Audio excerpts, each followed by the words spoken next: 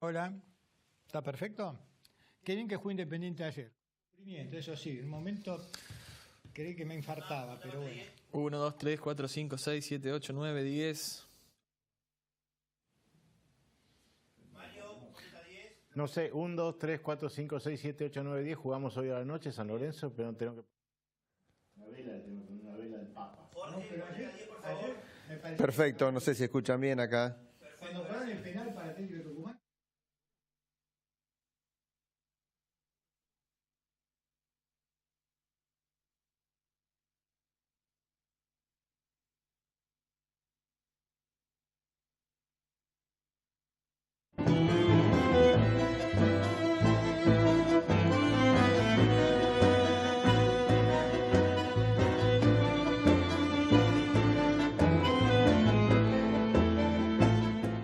¿Qué tal? Comienzo un programa de cuestiones y contrapuntos. ¿Cómo te va, Germán? ¿Cómo estás, Carlos? Bien, bien. Hay algo que te quería preguntar, porque el fin de semana pasado, bueno, la naturaleza es una muestra más de su poder destructivo y en realidad es su poderío, ¿no es cierto? Porque fíjate que hubo terremoto en México, el huracán Irma en el Caribe que se va a Estados Unidos, y acá en la provincia de Buenos Aires también un día serio.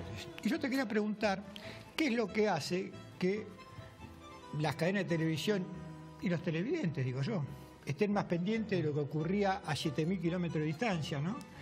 En una ciudad emblemática como Miami, y no lo que pasaba acá a 300 kilómetros con una provincia de Buenos Aires y La Pampa, donde hay 8,5 millones de hectáreas inundadas y un lugar sojero por excelencia? Como que nos importaba más lo que pasaba allá que lo de acá. Y bueno, claramente la audiencia la marca el espectáculo, y ahí los medios que tuvieron la posibilidad de enviar representantes o cronistas allá montaron como que se venía una hecatombe, una destrucción total de Miami. Eso fue lo que vendió, hizo récord de audiencia, incluso la televisión por cable tuvo más rating que los canales abiertos.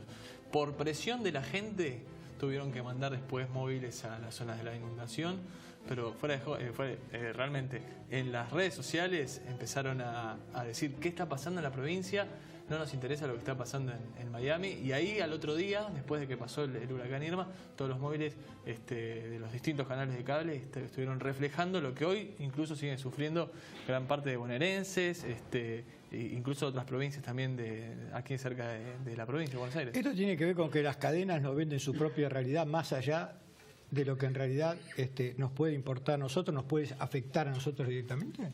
Sí, a ver. En este caso yo personalmente pienso que no hay nadie que esté cuidando los intereses gubernamentales. Lo que está pasando, claramente que por el tiempo que vienen siendo esta falta de obras públicas en la provincia de Buenos Aires, en Santa Fe, en La Pampa, la responsabilidad no es puntualmente de alguno de los gobernantes, y creo que la falta de cobertura mediática no tiene nada que ver con eso. Pero lo que es el interés de la gente, claramente que sí, que va más allá de lo que vos marcás. Pero digo, ¿no tendrá que ver también con una forma de vendernos la realidad? ¿Por qué? Porque incluso hasta como tomaron los distintos canales lo que estaba pasando en Miami, uno veía las imágenes, ¿no?, de la zona turística y la zona rica de Miami, y cuando veía los portales internacionales también reflejaban lo que pasaba en los lugares pobres de Miami, cosa que acá no se vio. Es como que para nosotros la visión que hay desde las cadenas nuestras es ese lugar idílico, donde la clase media o media alta, qué sé yo, quiere diferenciarse, y no sé, me pareció que daba para pensar algo más en estas cuestiones, que es lo que nos estaban vendiendo ese fin de semana en materia de noticias. De todas maneras, a los que decían que obviamente el huracán dejó estragos en Cuba y en otras islas no tan turísticas y no tan desarrolladas, criticaban la falta de imágenes de Cuba, y eso escapa a a lo que vos estás planteando, de una situación de falta de tecnología que no permitió, incluso hoy, sin llegar a ver los resultados del huracán Irma en Cuba, obviamente que los medios se posicionaron en los lugares más trascendentales, puntualmente TN, los que tuvieron corresponsales allá. Pues, ¿qué quiere ver la gente? La destrucción en cuanto a las a los yates, a los barcos, a las zonas más turísticas más conocidas. Bueno, y eso va a seguir siendo así. O sea, ¿será que no nos importa lo que esté pasando con los pobres y que tenemos más simpatía con lo que está pasando con los que viven mejor? Y es lo que vende, ¿no? No, pero yo creo que eso... Yo voy a otra cuestión, digo, ¿a qué nos pasa como sociedad a nosotros, ¿no es cierto? Y qué es lo que está pasando, visto eso, también hacia adentro, ¿no? Que por ahí tenemos más empatía con los más poderosos, en lugar de tener empatía con los humildes. Y creo que puede ser un signo de época también eso. Sí, igualmente es una... a ver, la situación que se vivió en Haití después del terremoto, incluso hoy, no ha podido salir adelante la isla, la pobreza, las grandes cantidades, las enfermedades que hoy siguen allí, y es un país que no recibe tampoco ayuda internacional. Cuando eso se reflejó en algunos medios, quizás no tenga la connotación o la trascendencia que puede tener ahora las imágenes del huracán destruyendo las zonas más populosas de la Florida. Yo me acuerdo de una película que ya tiene más de 30 años, Bajo Fuego, que lo llamaba, que reflejaba los últimos momentos de la dictadura de Anastasio Somoza, ¿no es cierto?, en Nicaragua. Y la ayuda norteamericana se corta porque en la película aparece el asesinato de un periodista americano, ¿no es cierto? Y recuerdo una escena de esa película donde una nicaragüense decía: si hubiésemos sabido que la muerte de un americano iba a traer esto, lo que no pudieron 200.000 muertos nicaragüenses, lo hubiésemos matado antes para terminar con esto. Digo, como reflexión de qué es lo que nos está pasando. Y por otro lado, esto lo dijimos a la semana de lo que pasó con Maldonado, cada vez está más claro que no se sabe qué es lo que pasó, pero sí se sabe que Gendarmería mintió. Y sí se sabe que la ministra mintió. Y que la otra versión sigue manteniéndose igual desde el primer día. Gendarmería dijo que ellos no habían llegado al río, ahora sí, llegaron hasta el río. La versión de la detención forzada, decís vos. No, sí, la versión, digamos, porque son dos versiones por el momento ahora. nadie lo prueba. Son dos versiones, pero ¿qué ocurre? Una versión, un mes después, sigue siendo la misma. Y la otra versión se va modificando.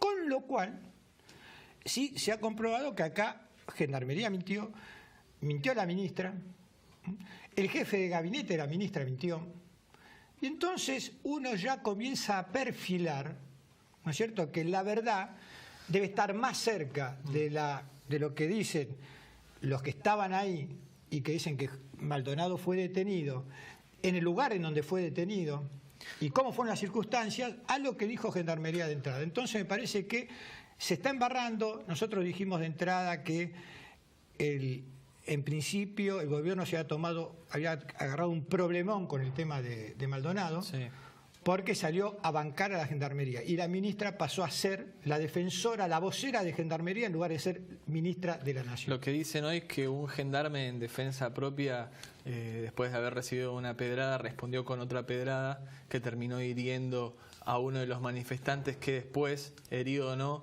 fue llevado por este grupo de manifestantes.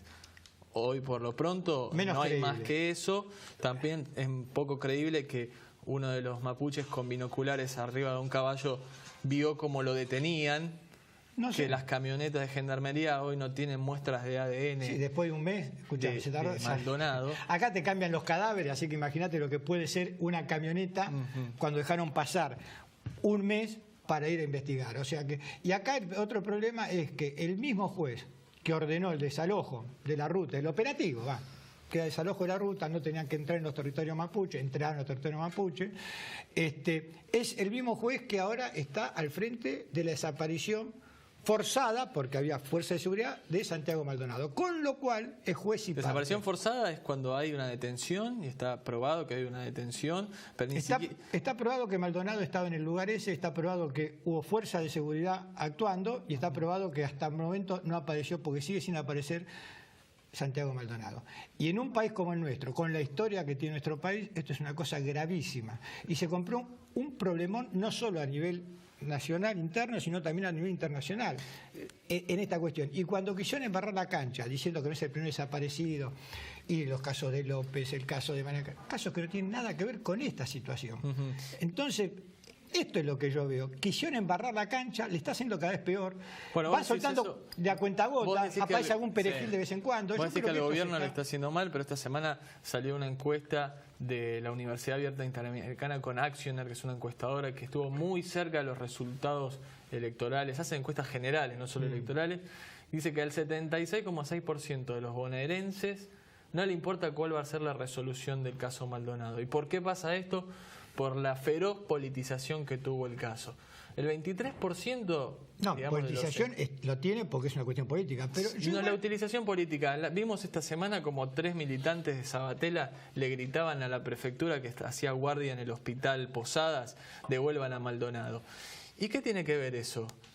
A ver, ¿y cómo lo toma la gente? Esta encuesta es muy clara. Solo el 23% de los encuestados, que responden una cantidad que obviamente no es el total de los bonaerenses, pero es una encuesta, dice que le interesa o que podría cambiar el voto, digamos, la elección al candidato que eligió en cuanto al resultado del caso Maldonado. O sea que ni siquiera es el 35% que tuvo. Pero vos decís que todo es cuestión de encuestas y entonces vamos a hablar de la realidad. No, pero refleja un contexto. El 80% del bonaerense no le interesa el caso Maldonado. Yo tengo una cosa, si se hubiese encuestado en el año 76, después del golpe militar, es muy probable que la sociedad de ese momento hubiese dicho que estaba de acuerdo con el golpe militar. Ahora eso vamos a decir que estuvo bien. Y hay que reconocer que es el reflejo social. Pero está bien, pero... no quiere decir que esté mal o esté bien que al 80% del bonaerense no le interese la resolución del caso Maldonado. No sé si está bien o está mal tampoco. Es lo que opina la gente. Y se va a ver en el resultado de las elecciones. Y el kirchnerismo, o muchos sectores políticos, lo están utilizando. Y hoy va a ser 5N todos los días. Y todos los días es Maldonado, Maldonado, Maldonado. ¿Y cuál es el resultado? Que la gente se harte. Y que es un caso tan preocupante que pase a un segundo o tercer plano digamos, y estemos viendo frivolidades en la televisión teniendo esta situación. Yo creo que se ha embarrado la cancha. Yo quiero que aparezca Santiago Maldonado, que se sepa la verdad. Y más allá de la encuesta y más allá de que esto le rinda sus votos al gobierno o no, que es probable que sea como vos decís, que más allá de eso, digo, nosotros tenemos una historia y esto es un retroceso. Me parece a mí que es un retroceso para la sociedad argentina lo que está pasando con Santiago Maldonado. Porque hay otro tema detrás de la desaparición de Santiago Maldonado, que es el tema de las tierras en la Patagonia. Que ese es el tema del que hay que hablar y que tampoco se habla. Porque acá respetamos, y vos lo habrás visto, ¿no?, la propiedad privada. ¿Por qué? Porque la Constitución lo dice. Perfecto. También la Constitución dice que todos tenemos derecho a tener un trabajo digno y la Constitución también dice que todos tenemos derecho a una vivienda. Entonces, si defendemos la Constitución y la propiedad privada con ese ardor, defendamos con ese ardor todo lo que dice la Constitución, no la parte de la Constitución que nos conviene a nosotros. Es un problema que trasciende a la Argentina. También está en Chile, también pasa en Brasil, también pasa en gran parte de Latinoamérica. No es una cuestión de que el menemismo, pero el alfonsinismo, el kirchnerismo regaló tierras a lo loco. Sí, pero yo no quiero politizar una cuestión, te voy a repetir. Pero todo termina politizándose. Pero a mí eso no me interesa, que eso los políticos lo politizan. Los políticos quieren que buscan los votos, que busquen esa explicación. Yo quiero otra cuestión. Yo quiero una ministra de Defensa que sea ministra de Defensa y no vocera de la Gendarmería. Y quiero un gobierno que ante la desaparición, pues yo no digo que a Maldonado lo mandó a hacer desaparecer el gobierno, pero ante el hecho que tome cartas en el asunto, porque si no, detrás de esto viene lo otro. Porque también detrás de esto viene la Gendarmería entrando en los colegios, detrás de esto viene el comenzar a fichar a los pibes que están en el secundario y están haciendo los centros de estudiantes, y yo esa la viví, ¿viste? Y no quiero que se va a repetir eso. ¿Y están dadas las condiciones para que se vuelva esto un estado yo creo que parapolicial? Yo creo que tenemos que estar alerta y ante el menor, como el caso de Santiago Maldonado, decir hasta acá, paremos la mano. No permitamos ¿Das por hecho entonces que la desaparición de Maldonado está en manos del Estado? Porque cuando hablamos de las características del desaparecido, en lugar de hablar de desaparición, me están queriendo llevar para otro lado. Y la verdad que eso no. Eso no. Y cuando me quieren hablar de los mapuches, si queremos hablar de historia, podemos hablar de historia. Pero ese no es el tema. Estamos hablando de la desaparición de Santiago Maldonado. El tema de la tierra lo trajiste vos. Sí, porque es un tema que me preocupa en serio. Porque me preocupa en serio. Y me preocupa más allá de las estadísticas y más allá de lo que diga la opinión de la gente y más allá de que hagan una encuesta y de lo que vote la gente. ¿Me entendés? Porque esto es más preocupante. Es muy preocupante. Es muy preocupante porque uno vivió también la década del 70. Pero no te olvides que el que nos ve es el televidente y es el que después opina en esta encuesta. Sí, perfecto. ¿Y el televidente qué es lo que pide nosotros? Que seamos honestos con nuestro pensamiento. No que estemos de acuerdo con lo que piensa el televidente, porque el televidente tiene que estar de acuerdo con lo que piensa uno. Pero uno tiene que ser honesto en lo que dice y llevar adelante la visión que uno tiene de esta realidad, tan compleja como es la realidad argentina. Hoy por hoy sobre la mesa están las pocas pruebas que hay, y hoy conjeturar sobre situaciones que no estuvimos o que no tenemos pruebas me parece un poco irresponsable también. Yo creo que el gobierno tiene toda la facultad para aclarar esta situación, y la tiene que aclarar lo más rápido posible. Y yo lo que veo, te vuelvo a repetir, es desde el principio hasta hoy que han mentido. Y si han mentido en eso, también pueden seguir mintiendo ahora. Entonces, esto es como la credibilidad. Los gendarmes que son los que como la credibilidad, ahí. ¿Me entendés? Porque una vez que perdés la credibilidad, y después te cuesta. Patricia Bullrich no estuvo en ese lugar. No, pero salió a decir como que su jefe de gabinete pasaba por ahí de casualidad, y cuando estuvo al frente del operativo. Sí. Y pasaba por ahí de casualidad. Es importante. Entonces, que no nos tomen de tonto, nada más que eso.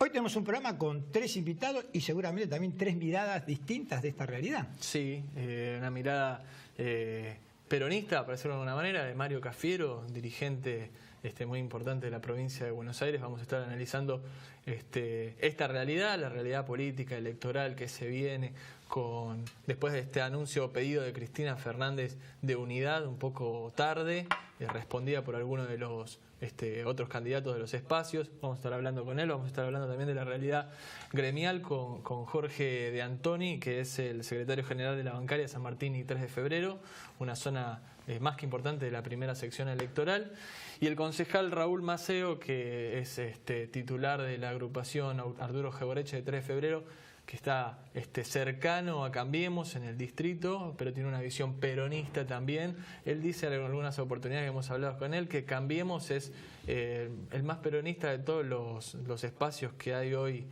en la provincia de Buenos Aires. Bueno, vamos a consultar. Bueno, por eso tenemos miradas distintas, o sea, todos somos peronistas. De Antoni no, porque es un hombre de distancia. El radicalismo es un correligionario. Un radical en un gremio, sí. En un gremio también conducido por otro radical, pero que está muy cercano a Unidad Ciudadana hoy en día, ¿no es cierto? Y con una visión también bastante crítica, ¿no? sobre el gobierno. Pero bueno, nos vamos a un corte y ahora estamos con nuestro primer invitado, con Mario Cafiero. Vamos.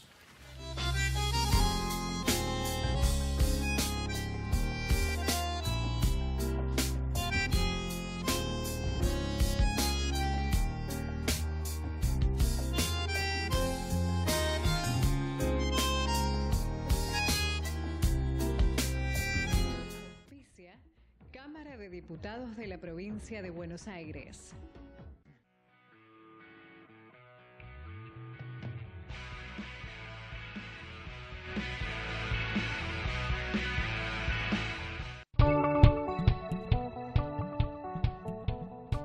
El gobierno de Morón ya inauguró el nuevo destacamento policial en la Plaza Cataño, en el Palomar. Serán 8 los que estarán instalados en distintos espacios públicos del distrito. Todos ellos conectados a la central de monitoreo con sistema de videovigilancia que permite ver todas las cámaras las 24 horas. Crece tu barrio. Cambia Morón. Morón Gobierno.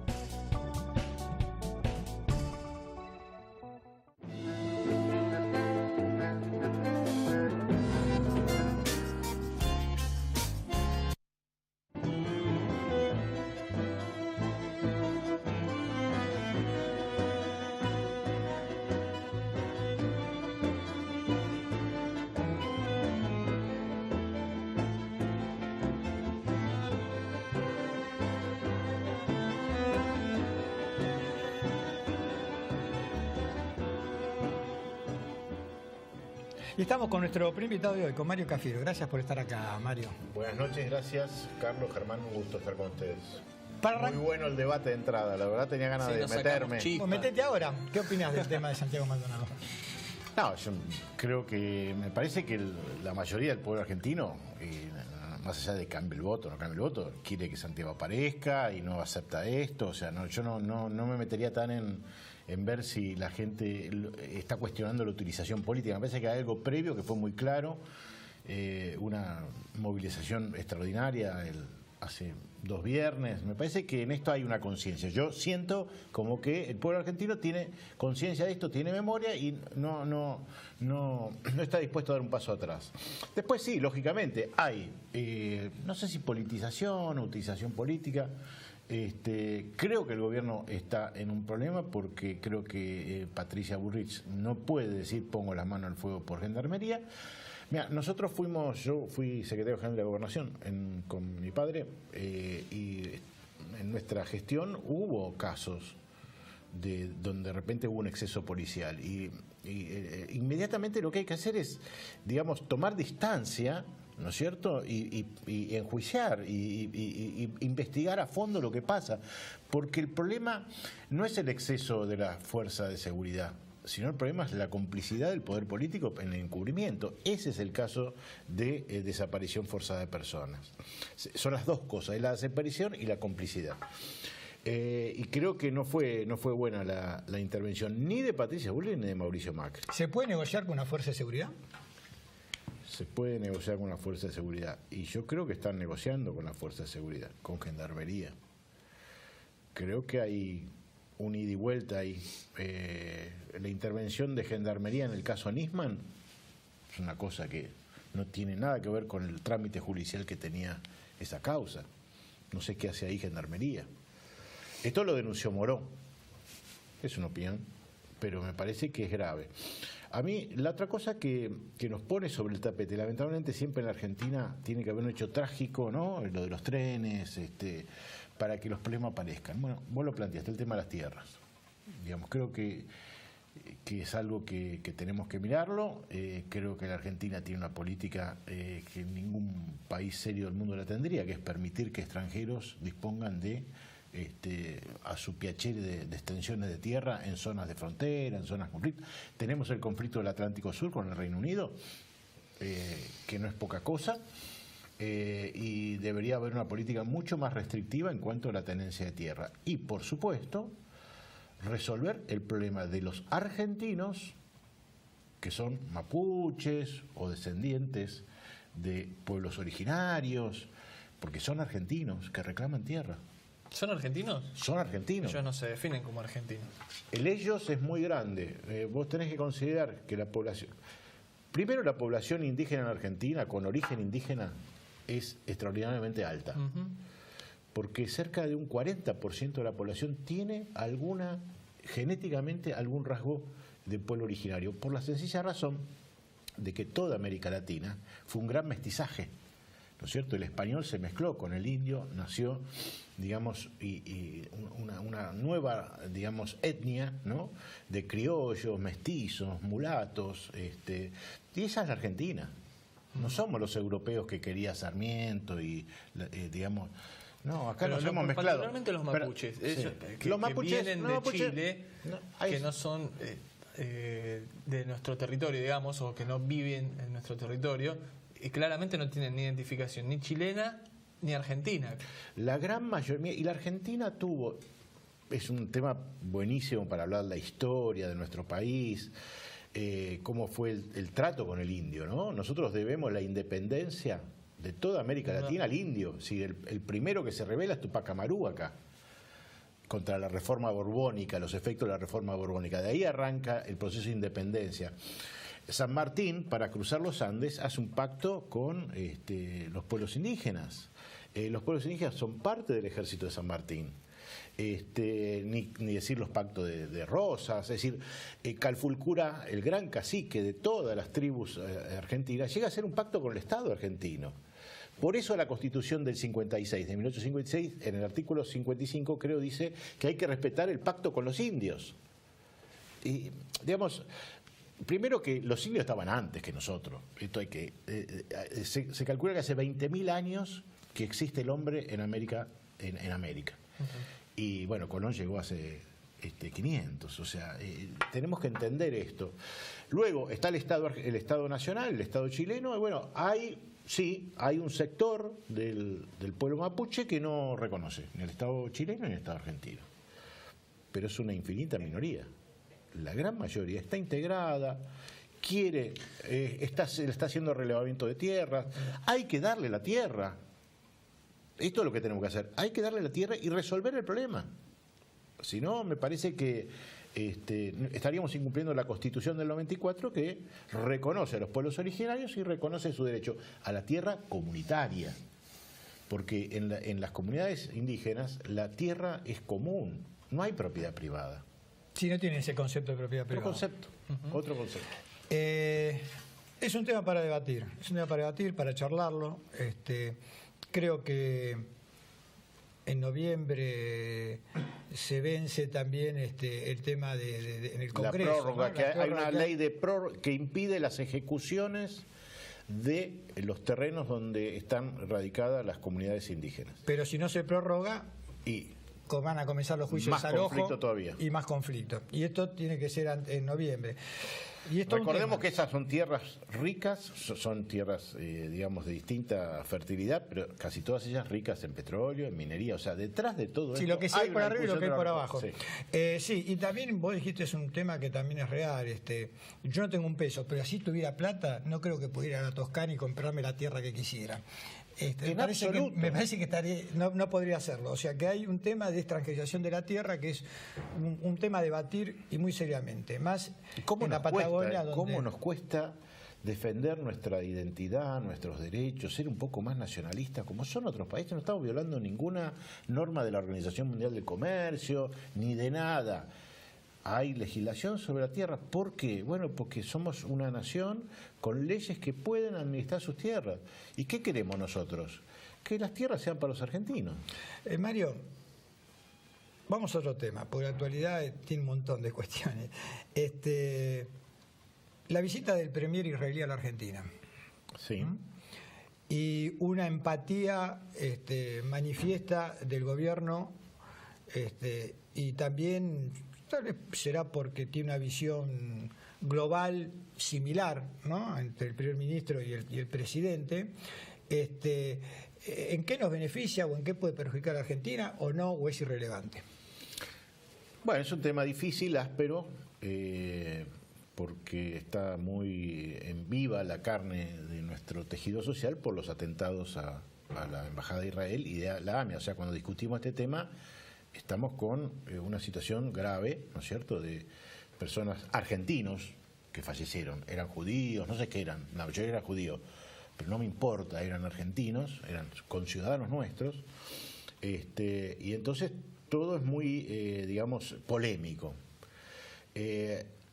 Netanyahu vino con una clara intención, después va a Colombia y a México, está buscando apoyos en su, digamos, en su geopolítica, y la Argentina está ahí alineada con Netanyahu, que representa un poco la derecha dura israelí. Los halcones. Y sí, hace rato que no se avanza en las negociaciones de paz con el pueblo palestino, en la creación del Estado palestino, cosas que no se resuelven. Otra vez nuevamente, ¿no?, las tierras, el derecho de los pueblos a las tierras, estamos como dando vuelta en el mundo alrededor de estas cosas. Mi preocupación es la de siempre. La Argentina tiene que ser neutral. Nosotros no tenemos que involucrarnos en conflictos geopolíticos que no sean los nuestros. Que si Israel tiene países enemigos, no venga aquí a decirnos ese es un país terrorista o porque me parece que es comprarnos y meternos en un lío que no es nuestro.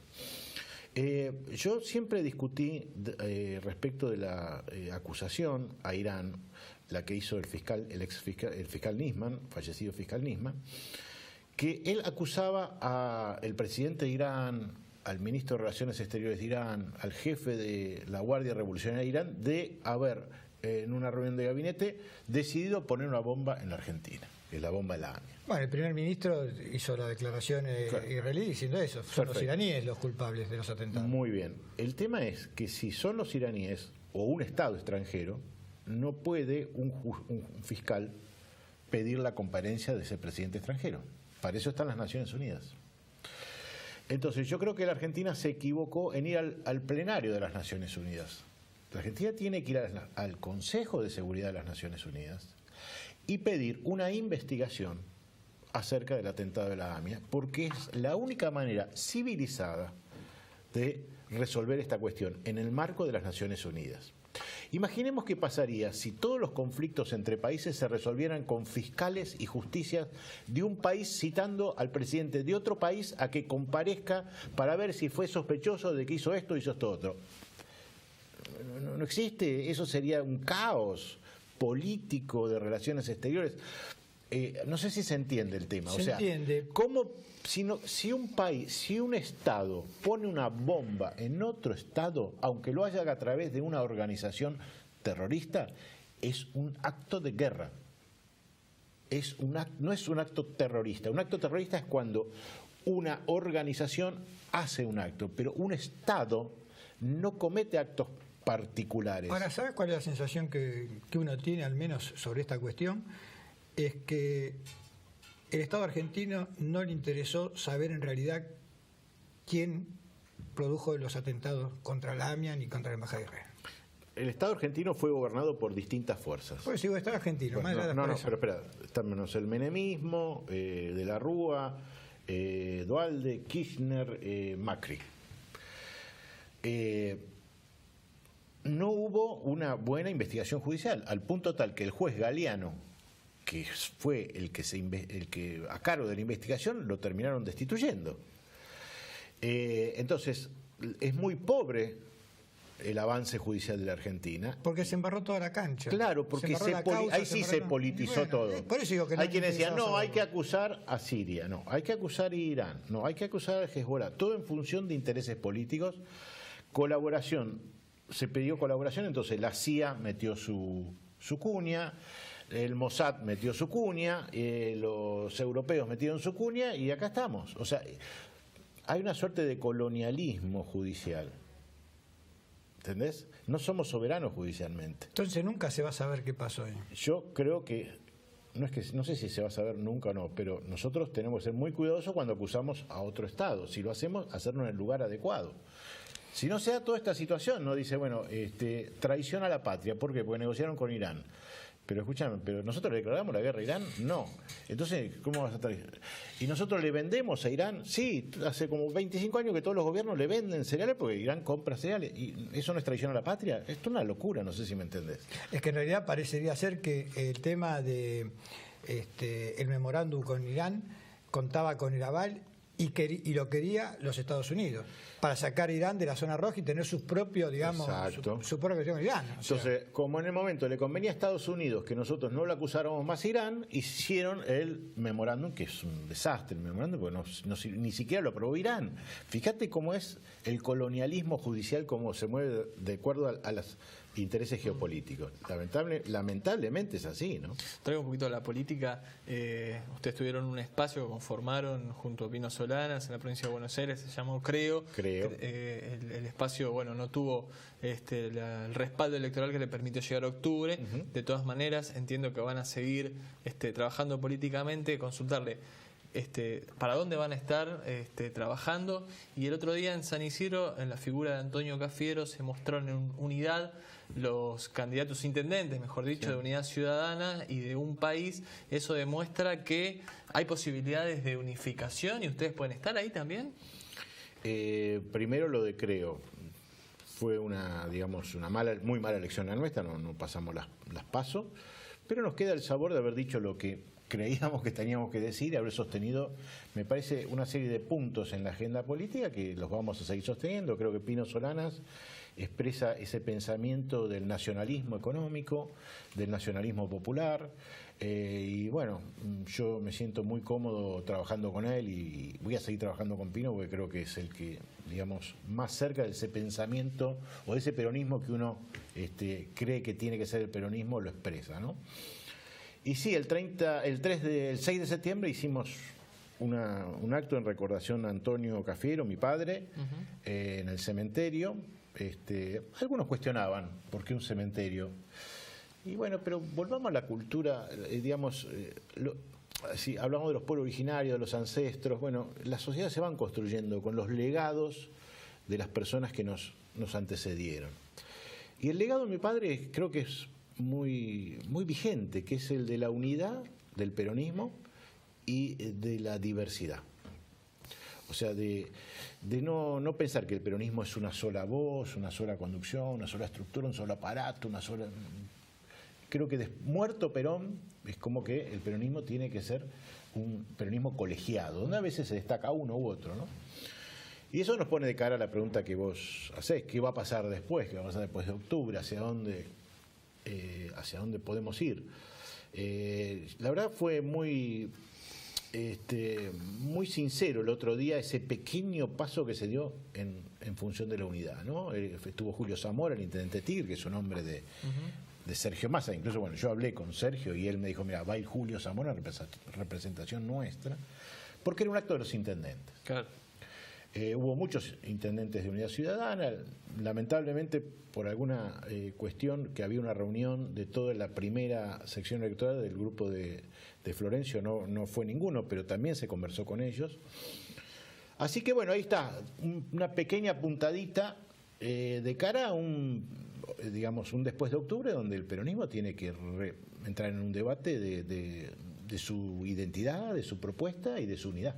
Eran famosos los cumpleaños de tu papá porque ahí iban todas las vertientes del peronismo habidas y por haber. Exacto. Sin embargo, más allá de que convivían en ese espacio que es el cumpleaños de tu viejo, después políticamente seguían cada uno en su métier, y hoy el peronismo encuentra en esta situación donde son varios los peronistas, los peronismos que están con Randazzo, con Massa, dentro de Unidad Ciudadana, dentro de Cambiemos, sí, fuera de todo esto, como ustedes, por ejemplo. Y uno no ve en esto que vos decís, esto colegiado, que tendría que ser así, sí, tendría que ser una reunión de primos interpares, pero uno no ve eso. Es más, esta semana hubo un llamado de Cristina a la unidad diciendo voten a mí. Sí, y bueno, evidentemente no prosperó porque hay otros candidatos que están jugando y bueno, todo esto me parece que no es el tiempo ahora, ya está todo jugado, de cara a octubre hay que ir a la cancha, ver cómo son los votos, pero después me parece que hay que abrir ese espacio del debate me parece que nos une una historia, nos une una cultura política, porque el peronismo es eso también, es una cultura, algo que está, digamos, en el capital acumulado de años y años de hacer política en la Argentina, y nos tiene que unir un proyecto. Y habrá que evaluar los aportes que cada uno han hecho a la política, ¿no? Porque creo que es valioso lo que se está haciendo. Y creo que, digamos, la sociedad argentina va a necesitar una oposición, porque yo creo que el gobierno de Macri, digamos, más allá de que quizás le pueda ir bien a las elecciones de octubre, creo que desde el punto de vista de su plan económico y de los problemas que está acumulando, el tema del Banco Central es un día para hacer un programa. Sí, bueno. 30 millones de pesos por hora de intereses se está pagando. Entonces, en algún momento esto se va a poner sobre la mesa y se va a ver cómo el gobierno va a querer descargar ese desajuste en los trabajadores. Viene el tema de la reforma laboral. Eso lo vamos a hablar precisamente con nuestro próximo invitado. Y nosotros tenemos que conformar una opción que vaya por otra cosa, una Argentina que crezca, que distribuya y que no vaya por el ajuste. Es muy preocupante que este año se paguen $9.000 millones de intereses, pero bueno, lo vamos a hablar en otra oportunidad, Mario. Gracias por haber venido. Muchas gracias. Y ojalá que por lo menos se cree ese ámbito donde el peronismo pueda volver a discutir poder en serio. Nos vamos a un corte, ahora estamos con nuestro segundo invitado de hoy, con Jorge Antoni, secretario general de la bancaria de San Martín y 3 de febrero.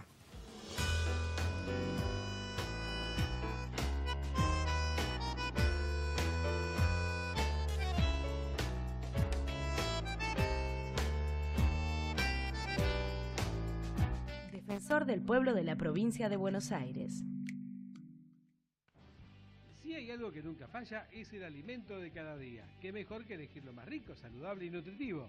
Noli es la mejor alternativa para acompañar todas tus comidas con su variedad de tapas, panes lácteos, desalvados, semillados, tacos y pastas.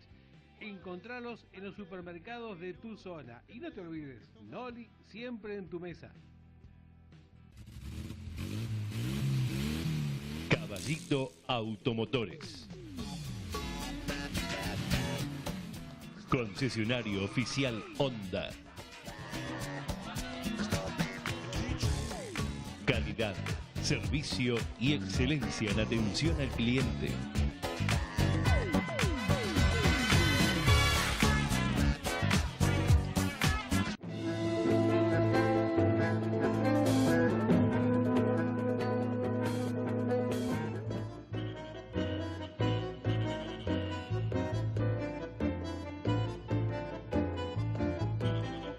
Y continuamos aquí en Cuestiones y Contrapuntos y estamos con nuestro segundo invitado de hoy, con Jorge D'Antoni, secretario general de la bancaria de San Martín y 3 de Febrero. Gracias por estar acá. No, gracias a ustedes por la invitación.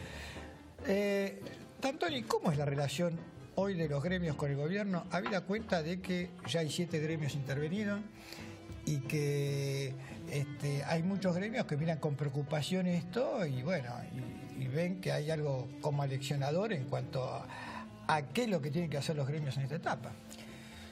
Primero deberíamos recordar cómo fue la relación del gobierno apenas empezado a ver el tránsito de su gobierno.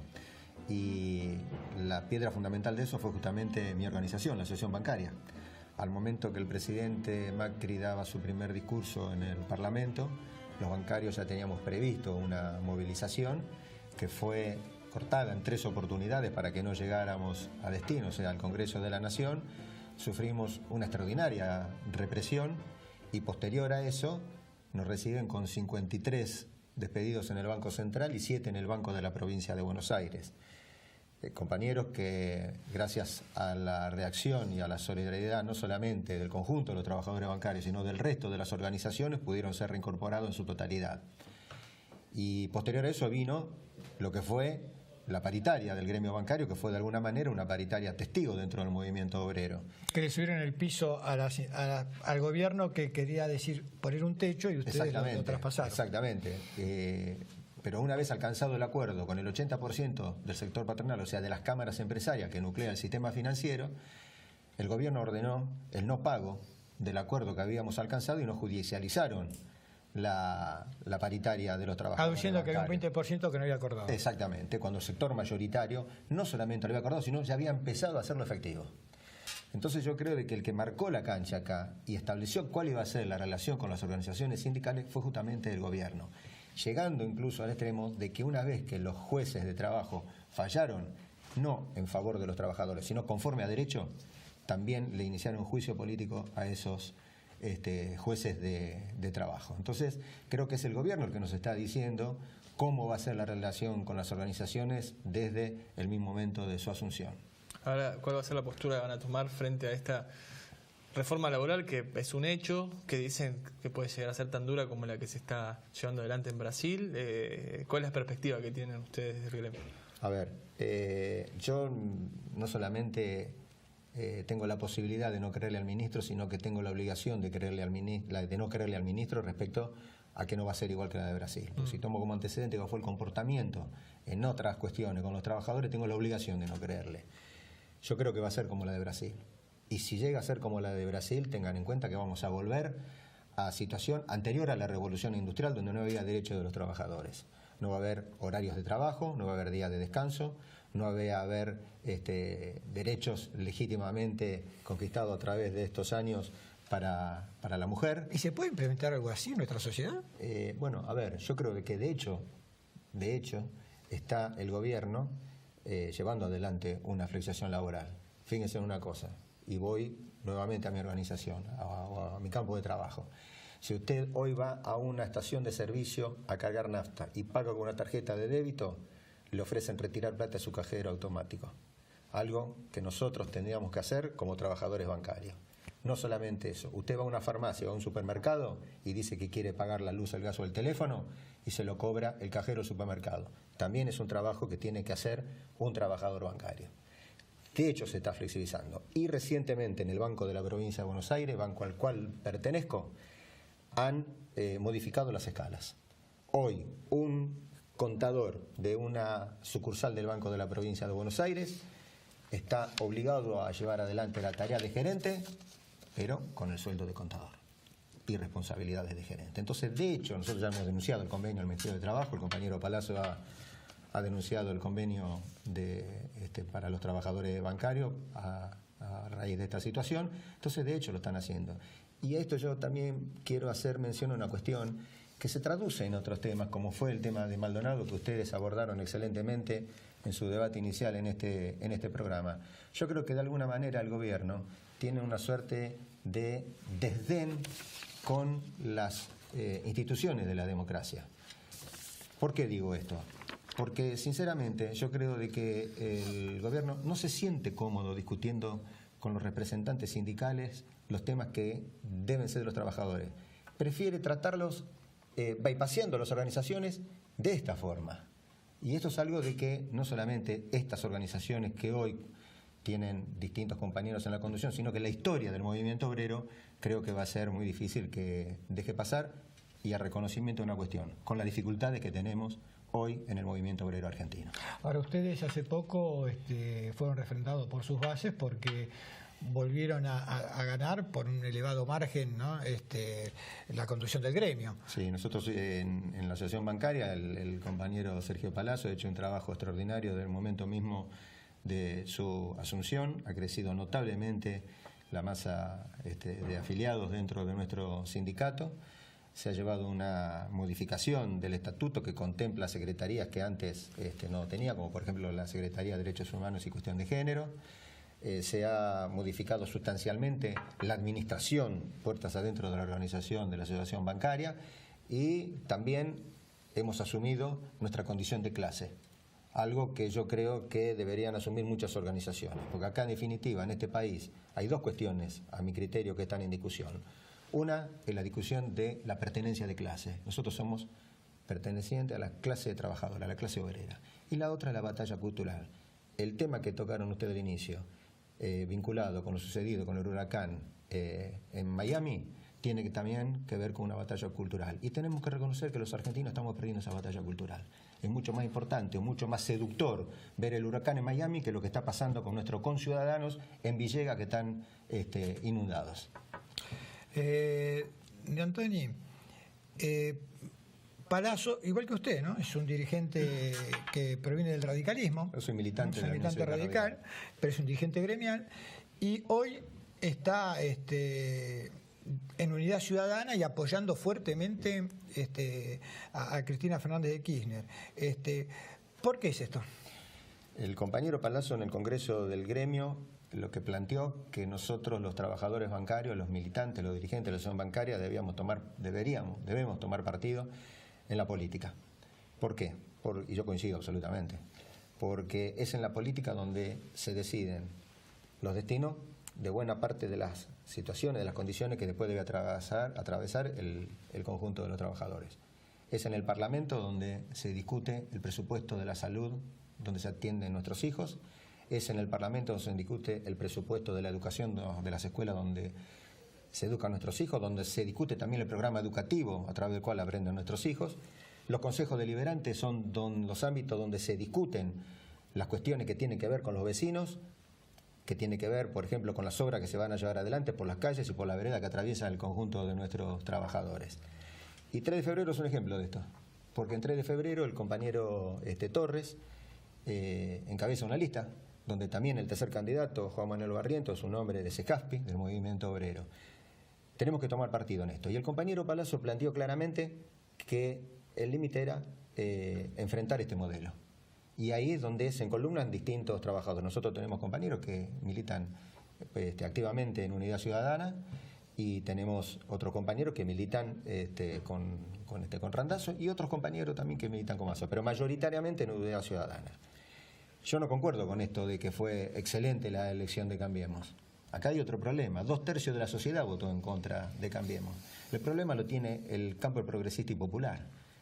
Cuando Cambiemos cobra por una ventanilla, el resto se divide en 7 segmentos. Y acá la discusión es que no hemos todavía alcanzado, quienes estamos en el campo progresista y popular, a organizar esa oposición. Y ese es el desafío de cara al 2019. Menudo trabajo van a tener. Lo vamos a seguir invitando porque seguramente de seguir esta proyección, bueno, ustedes se van a resistir a este cambio, y a ver qué es la medida que van a tomar o cómo van a plantearse frente a esta llamada flexibilización laboral que se viene. Por supuesto. No, gracias a ustedes y muy amable por la invitación. Seguíamos en San Martín, vos estuviste... Sí, y relacionado un poquito, ¿no? Con la industria, con los trabajadores, estuvo el diputado y referente de Un País, José Ignacio de Mendiguren, junto a Juan Slayman, que es precandidato a concejal, recorriendo algunas fábricas de lo que es la capital de la industria, San Martín, que ve obviamente mermada su trabajo a razón de la situación económica nacional. Estuvieron recorriendo 2 fábricas, una entre ellas una fábrica de pastas, estuvo criticando de Mendiguren el modelo económico nacional, estuvo hablando del desbalanceo que hay en cuanto a las importaciones e importaciones, marcó que de $400 en promedio que la Argentina importa 1.600, también habló de lo que exporta, bueno, exportamos trigo, importamos fideos, exportamos cuero, importamos zapatos. O sea, exportamos materias primas y traemos trabajo. Básicamente fue la crítica de Mendiguren, que plantea como viable el proyecto económico que tiene un país hoy un poco lejos de la preferencia de la ciudadanía, pero bueno, tiene en cuenta que el equipo de Un País, Sergio Massa, tiene figuras de la economía muy destacadas, aplicables, quizá para el 2019 en un frente de unidad, ¿no? Sí, algunos gobernadores le han pedido a Sergio Massa que sus cuerpos económicos los ponga a disposición de estos gobernadores para tener un programa en común en el Congreso de la Nación, en virtud de estos 2 años que se vienen. Estrenamos un corte y al regreso estamos con nuestro tercer invitado de hoy, con el concejal de 3 de febrero, Raúl Maceo, de la agrupación Arturo Jauretche, pero un hombre que está muy cercano a Diego Valenzuela de Cambiemos ahí en 3 de febrero.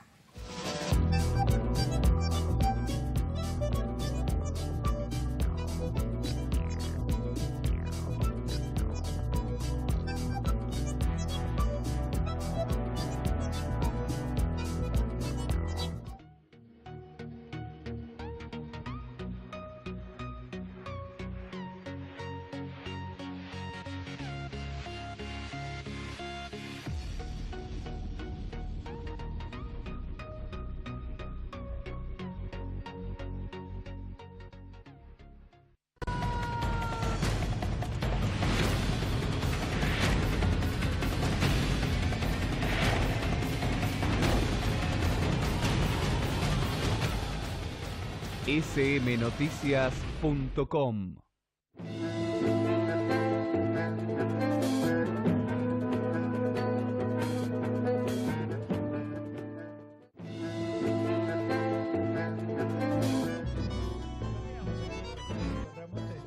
Tercer invitado de hoy, con Raúl Maceo, concejal de 3 de febrero de la agrupación Arturo Jauretche, con su minibloque, pero también un hombre que está cercano a Cambiemos, al intendente Diego Valenzuela. Gracias por estar acá, Raúl. No, gracias a ustedes por invitarme, ¿sí? Muchísimas gracias. Bueno, vos sos un peronista, sí, ¿no?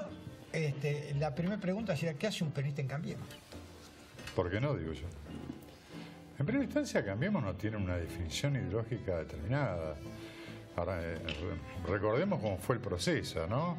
Se arrancó con el PRO, después se incorporó la coalición cívica, después se acuerdan la famosa asamblea, convención de los radicales, se ganó y hoy hay un proceso de incorporación del peronismo.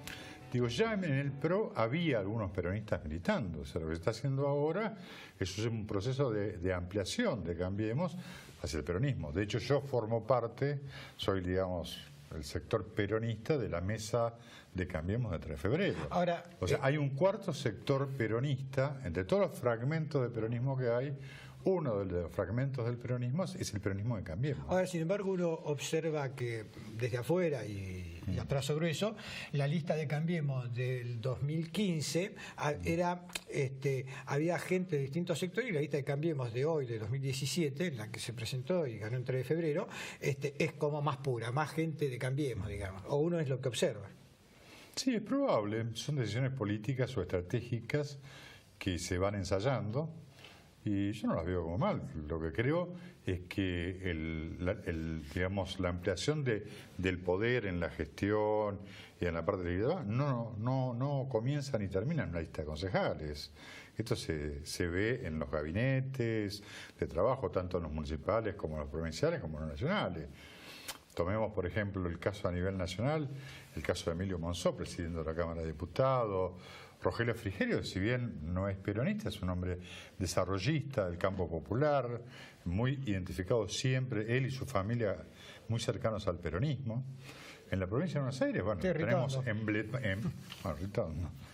pero el emblemático de la provincia de Buenos Aires es Joaquín de la Torre. Estuvo la semana pasada en nuestro programa. Bueno, un hombre no solo muy inteligente, sino que maneja un área clave como es el Ministerio de Gobierno de la provincia de Buenos Aires. O sea, la participación, insisto, no principia ni termina en una lista de concejales. Creo que eso lo maneja cada intendente en función de su realidad. En Pilar fue diferente. De hecho, peronista, si mal no recuerdo, creo que es el que cabeza la lista, tengo miedo que me falle la memoria.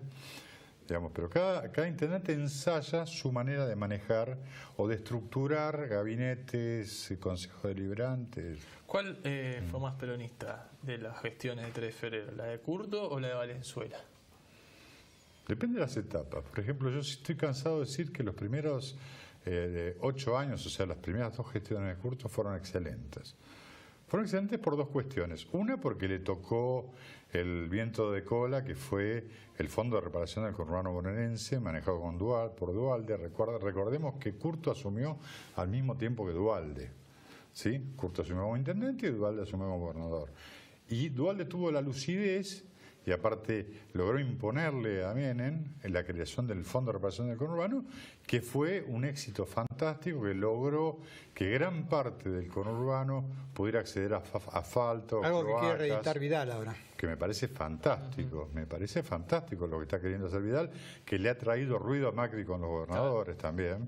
Sí, porque los gobernadores... Igual los gobernadores no son propios, así que va a tener que defender a la posición de la gobernadora de la provincia más importante del país. Yo creo que, siento en un pequeño matiz con vos, yo creo que hoy los gobernadores peronistas están más cerca de Cambiemos que de los restos de los sectores del peronismo en el cual se está fragmentado. Yo creo que el nivel de diálogo que tienen armado los gobernadores y el nivel de coincidencias generales que tienen los gobernadores del país vía ¿Es por Rogelio necesidad Frigerio, o por coincidencia? Hay veces que se arranca por necesidad y después de a partir de la necesidad se terminan con las coincidencias. Es decir, acá Cambiemos lo que está planteando es un país moderno, es un país en sintonía con el mundo. Raúl, nos están dando la musiquita. Yo te invito a que venga la semana que viene, si te parece, porque queda un montón de cosas para charlar. Precisamente de esta posición, unas cuantas, y vos tenés una visión por ahí distinta a la de los 2 invitados anteriores. Totalmente diferente. Entonces, para conversarla, porque por acá desde pasan la cuestión todas las voces. israelí, de la visita de Netanyahu, pasando por esta visión indigenista con respecto al tema mapuche, creo que son todas visiones que están fuera de la historia. Hoy día estamos viendo otra etapa histórica y esto es lo que realmente divide al país. Lo que están para el futuro y lo que están en el pasado, ¿no? Gracias por haber venido, Raúl. No, gracias a ustedes por invitarme. Y la semana que viene volvés a estar. Bueno, sí. Se nos terminó el programa. Nos vamos con una versión remixada, me parece. Sí, me parece que sí. Y a ustedes también por habernos permitido, como semana a semana, entrar en sus hogares. Han sido muy amables y nos vemos la semana próxima para más cuestiones y contrapuntos.